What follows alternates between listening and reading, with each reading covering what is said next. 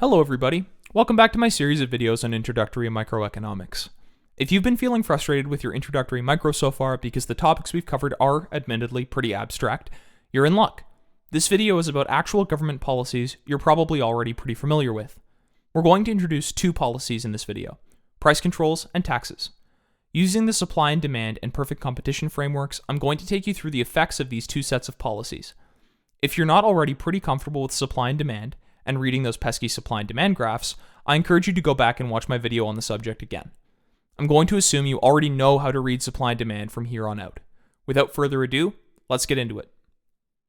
Let's start by thinking about price controls. There are two kinds of price control we're going to cover here, price ceilings and price floors. A price ceiling is when the government sets a maximum price that a good can be sold for in the market. For the price ceiling to be quote-unquote effective or binding, it must be below the naturally occurring equilibrium price. Otherwise, the market will settle in at the equilibrium price and the price ceiling won't matter at all. You can see what a price ceiling looks like here. Imagine the government puts a price ceiling on bowling balls. You can see on this graph that the equilibrium price for bowling balls is $30 per ball. The price ceiling set by the government is $20 per ball. Because the price ceiling is binding and is at a price below the naturally occurring equilibrium price, you can see that the quantities demanded and supplied at this price are not equal like they would be in equilibrium. You might remember from the video on supply and demand that this is called a shortage. Quantity demanded at this price is greater than quantity supplied. There is a greater appetite for buying bowling balls at $20 than there is for selling bowling balls at $20. Not everybody who wants to buy a bowling ball for $20 can actually get one. Now, normally, price would adjust to eliminate this shortage. Sellers would have the power to raise prices in response to the excess demand. However, here, the ceiling makes this impossible as sellers aren't allowed to sell bowling balls for more than $20. The shortage persists. So, what happens? Well, you might want to think about prices for a second. When there's no price ceiling, price is actually just a way of deciding how bowling balls are handed out. They're handed out on the basis of willingness to pay and willingness to sell. Price adjusts to bring these two things into an equilibrium. This would actually be really difficult to do manually. You'd have to ask all the numerous buyers how many bowling balls they'd buy at every price, and you'd have to get the same information about sellers' production. Even then, it would be impossible to know if the buyers and sellers were being honest with you. The price mechanism eliminates this problem. The whole informational side of things is handled automatically within the market by the price mechanism. This is actually one of the principles of economics at work. Markets are really good at allocating scarce goods. In the absence of prices, though, some other mechanism has to emerge to hand out bowling balls. Oftentimes, a shortage results in long lineups, where your position in the lineup and how early you're willing to get up to stand in line determines whether or not you get the good. Think of Black Friday as being an example of this. Or maybe bowling ball makers can decide arbitrarily who gets bowling balls. Maybe you can only buy a bowling ball if your name starts with the letter E. Or maybe there's a system of quotas and lotteries put in place like there was in the Soviet Union. No matter what mechanism emerges, though, under a binding price ceiling, at least two things are going to happen.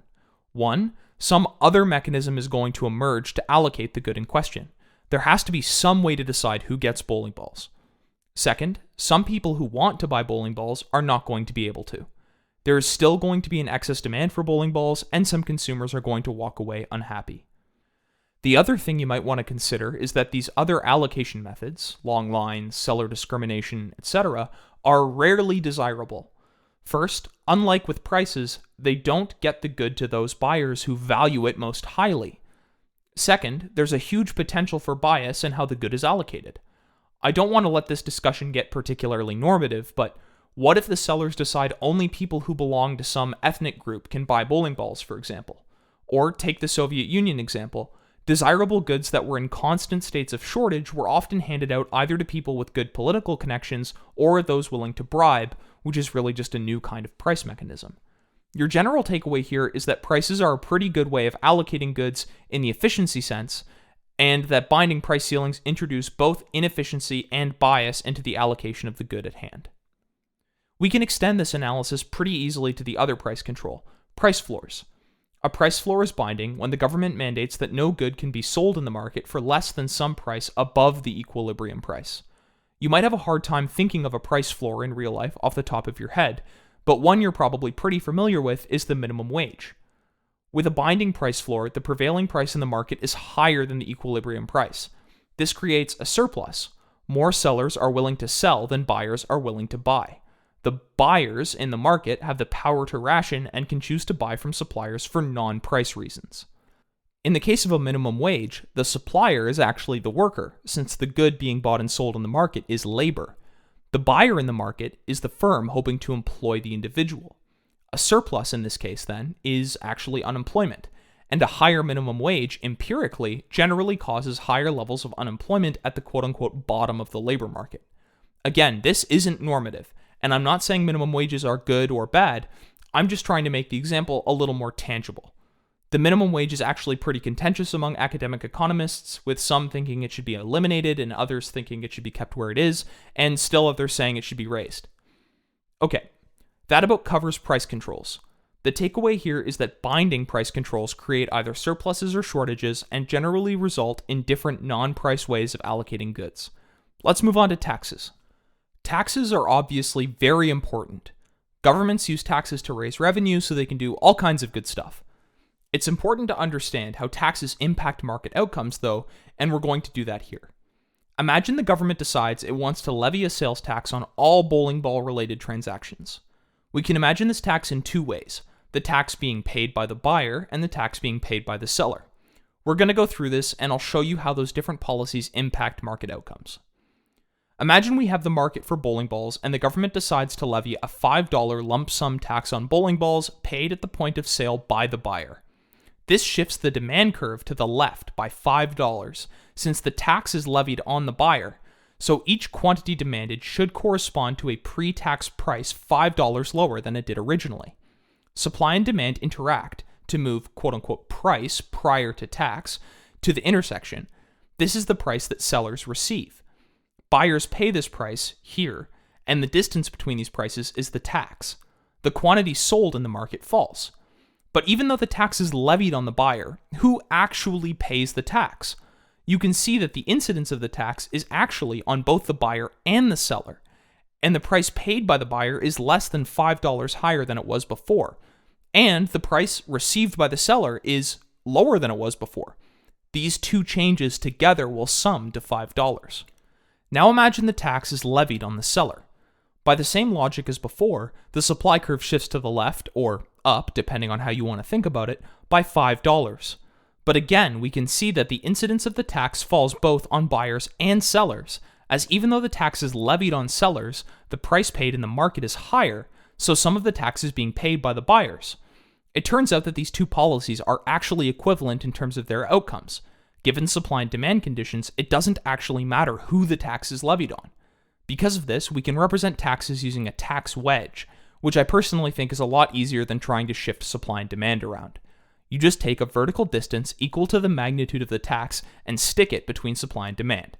You can then see the price paid by buyers, the price received by sellers, and how much of the tax is being paid by each.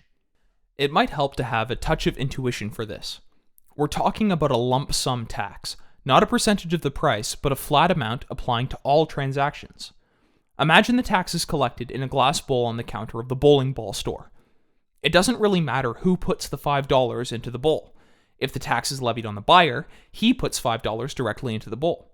If it's levied on the seller, the buyer hands the seller $5 extra, and the seller puts $5 into the bowl. It's not materially different. We can see from our graphs that the imposition of a tax is going to decrease the price received by sellers and increase the price paid by buyers. Another quick point.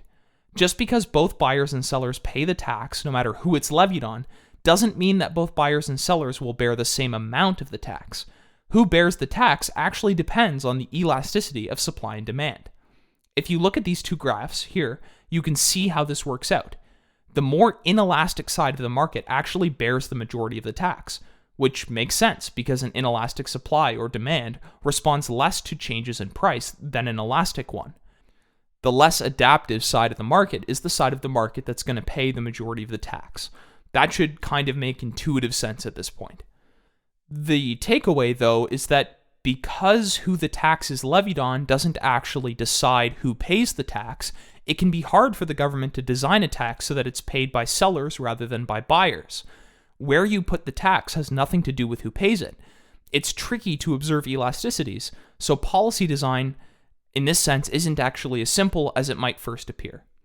This is actually a common thread in economics. As you become more well acquainted with the subject matter and you start to analyze things a little more rigorously, you realize that common sense policy design isn't actually common sense. There are a lot of things that need to be brought to bear on the issue before you can come to a clear conclusion, even if, in this example, you might think, well, if we want sellers to pay the tax, we'll just put the tax on sellers. The degree to which the tax is passed on to the buyer depends on something that's really hard to observe and account for. Let's close this video out with a quick numerical example. Imagine the government decides to impose a $2 tax on chocolate bars. Let's say the market starts at an equilibrium, here, with a price of $5 per bar. We can analyze this policy in 3 equivalent ways. First, we can imagine the demand curve shifts down by $2, which is the amount of the tax. The intersection of supply and demand now gives the price received by sellers. If we trace this down to the quantity axis, and up from this point to the original demand curve, we get the price paid by the buyer. The difference between these two prices is the tax, and the product of this tax and the new quantity exchanged in the market is the tax revenue. Notice that the equilibrium quantity in the market is now below where it was before. We can carry the same analysis out by shifting supply rather than shifting demand. The $2 tax shifts the supply curve up by $2. The intersection of supply and demand now gives the price paid by buyers. If we trace this down to the quantity axis, we get the quantity traded, and the intersection of this quantity with the old supply curve gives the price sellers receive. Finally, we can do this with a tax wedge. If I put a $2 line between supply and demand, I find that the quantity traded in the market is the same as it was when I conducted my analysis by shifting supply or shifting demand, and that where the wedge touches supply and demand gives the prices received by sellers and paid by buyers, respectively. I really do think that this method is easier, as you don't have to fiddle around with moving curves. Just stick the wedge between supply and demand and you're good to go. With this method, it's also really easy to see who is actually paying the tax. In this case, the tax is being paid equally by both sides of the market. Buyers are paying $6, $1 more than they were originally, and sellers are receiving $4, $1 less than they were originally. These two changes together sum to $2, which is the size of the tax. The reason that it's being borne equally by both sides of the market is because I drew demand and supply as having the same elasticities. The wedge method makes it super easy to see how all of this shakes out. And now you know why you can use the wedge method for lump sum taxes, no matter who the tax is levied on, because we showed that the 3 methodologies are equivalent. And that about wraps it up for the basics of taxes and price controls. Thanks for watching.